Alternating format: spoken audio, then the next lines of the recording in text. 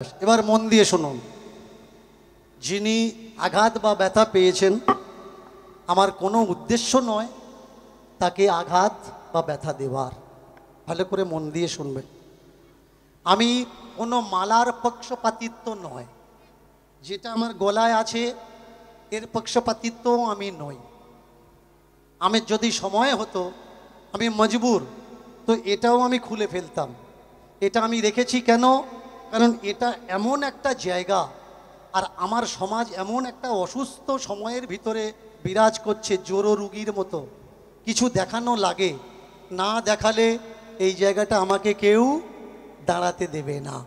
এবার বলি শুনুন, যিনি মনে করছেন ভগবানের পায়ে ঠেকিয়ে মালা এনে আমাকে দিয়েছেন, ওটা ভগবান নয়, ভগবানের মূর্তি মাত্র। মন দিয়ে ভালো করে শুনবেন, কথায় ব্যথা পাবেন না। আপনি বললেন ভগবানের পায়ে ঠেকিয়ে এনে আমার কাছে দিয়েছে, গলায় দিয়েছে, ওটা ভগবান না, ভগবানের একটা মূর্তি। যে ভগবান আমাদের জন্য এমন কিছু করে গেছে, কোনো জাতি ভেদ বৈষম্য উঁচু নিচু তিনি রাখেননি।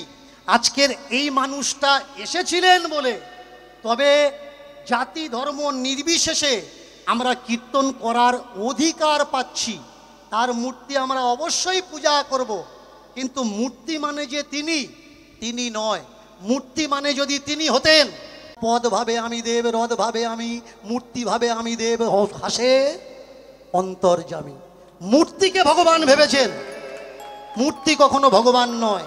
এবার শুনুন, পাদ স্পর্শে ছুঁয়ে এমন এক ভগবানের পাদ থেকে ছুঁয়ে আমার গলায় দিয়েছে, আমি সম্মান করেছি। মালা পরার পক্ষপাতিত্ব নয়, সসম্মানে সে মালা আমি গ্রহণ করেছি। আমি খুলেছি কেন এটা বুঝতে হবে বাবা, খোলার প্রয়োজন আছে।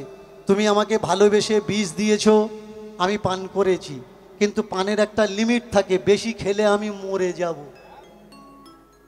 তুমি আজকের একটা দিয়েছো, আমি খুলবো না, কালকে যেখানে গাইবো সেখানে তারাও আমার একটা দেবে, আস্তে আস্তে গলা বুক হাত পা ভর্তি হয়ে যাবে। এতে ব্যথা পেও না। মালা নিইনি তাতে কি আছে, তোমার ভালোবাসা আমি নিয়েছি। আমি খুব গরিব মানুষের ছেলে, ভালো করে মন দিয়ে শুনবেন। এখনও আমার বাড়িতে যাবেন, মাটির দেয়াল আর এলবেস্টারের চাল। আমার ভাই বসে আছে, দেখাতে পারবেন না ওর গলায় কোনো সোনার রূপো আছে, হাতে কোনো সোনার রূপো আছে। আপনি আমার বাড়িতে যাবেন, আমার ছেলে মেয়ে স্ত্রী আমার বাবা মা কাউকে কারোর হাতে কোনো গহনা আছে।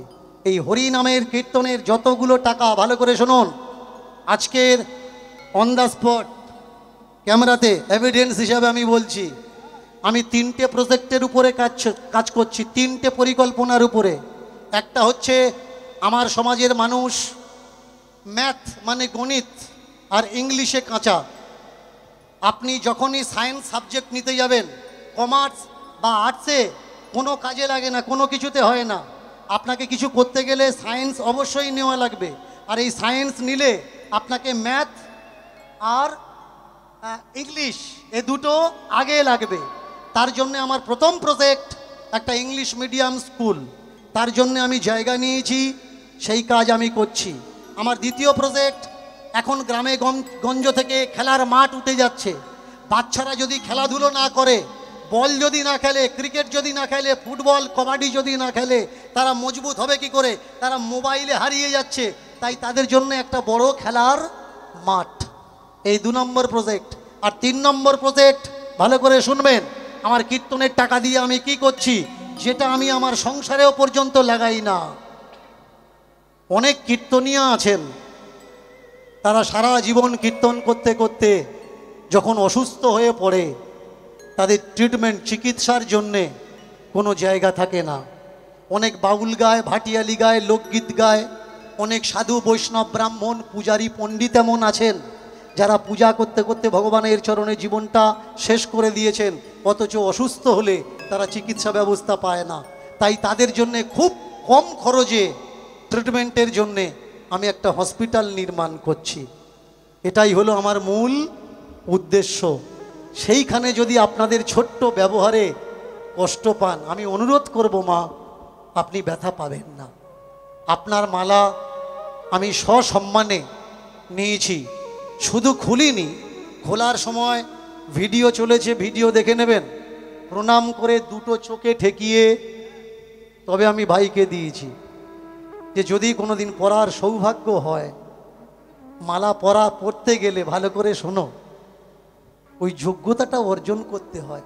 মালা বাজারের জিনিস নয় যে যে পারলো সে পরে নিল। মালা গলায় দিলে ডিম ভাজা খাচ্ছ, মাছ ভাজা খাচ্ছ, পটল ভাজা খাচ্ছ, উচ্ছে ভাজা খাচ্ছ, যা পাচ্ছ সব খেয়ে যাচ্ছ, বিয়ে বাড়ি গিয়ে লেগ পিস করছো।